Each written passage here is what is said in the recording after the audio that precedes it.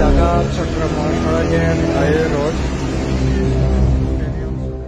ভয়াবহ বন্যায় তলিয়ে গেছে দেশের বিরাট একটি অংশ।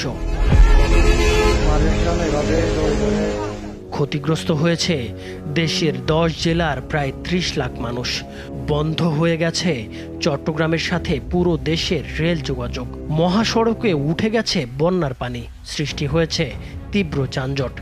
অচল হয়ে পড়েছে 11 জেলার 1,500 মোবাইল টাওয়ার।